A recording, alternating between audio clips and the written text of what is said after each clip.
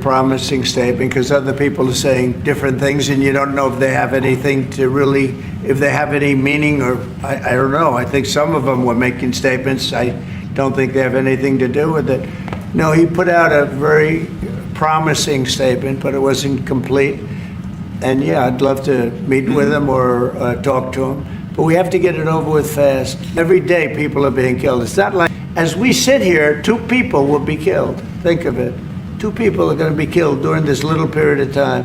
Thousands of people a week are dying. So we really don't have very much time. We have to make this fast.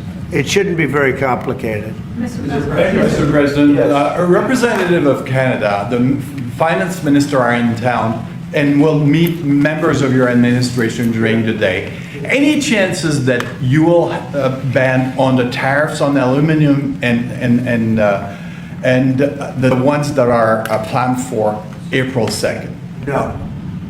You are not going to change your mind? No, not. Look, we've been ripped off for years, and we're not going to be ripped off anymore. No, I'm not going to bend at all on aluminum or steel or cars. We're not going to bend. We've been ripped off as a country for many, many years. We've been subjected to costs that we shouldn't be subjected to. In the case of Canada, we're spending $200 billion a year to subsidize Canada. I love Canada. I love the people of Canada. I have many friends in Canada. The great one, Wayne Gretzky, the great. Hey, how good is Wayne Gretzky? He's the great one. But we have, I know many people from Canada that are good friends of mine. But, you know, the United States can't subsidize a country for $200 billion a year. We don't need their cars. We don't need their energy. We don't need their lumber. We don't need anything that they give. Do it because we want to be helpful, but it comes a point when you just can't do that. You have to run your own country. And to be honest with you, Canada only works as a state. It doesn't, we don't have. As a state, it would be one of the great states anyway. This would be the most incredible country visually. If you look at a map, they drew an artificial line right through it between Canada and the US, just a straight artificial line. Somebody did it a long time ago, many, many decades ago, and makes no sense. It's so perfect as a great and cherished state, keeping "O Canada," the national anthem. I love it. I think it's great. Keep it. But it'll be for the state, one of our greatest states, maybe our greatest state. But why should we subsidize another country for $200 billion? It costs us $200 billion a year. And again, we don't need their lumber. We don't need their energy. We have more than they do. We don't need anything. We don't need their cars. I'd much rather make the cars here. And there's not a thing that we need. Now, there'll be a little disruption, but it won't be very long. But they need us. We really don't need them. And we have to do this. I'm sorry. We have to do this, yes.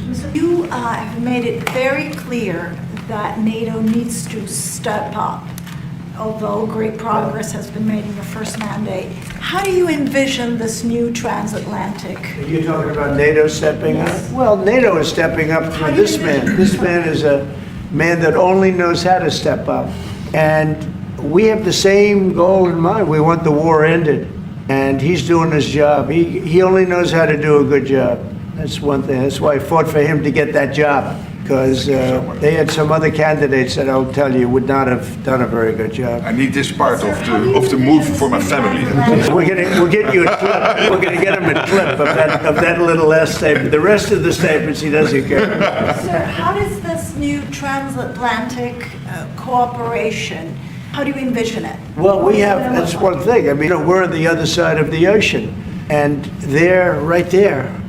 And yet, we're in for $350 billion because of Biden, and they're in for $100 billion. So it's a big difference.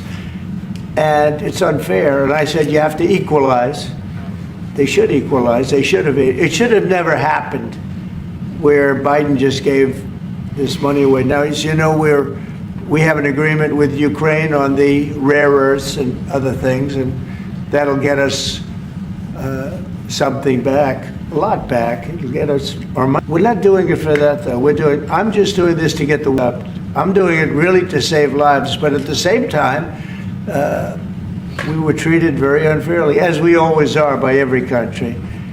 And we're in for very substantially more than the European nations are in for, and that shouldn't be. You know, they're much more affected by it than we are, because we do have an ocean in between. But I don't know, I think good things are going to happen. I really do. I think good things are going to happen.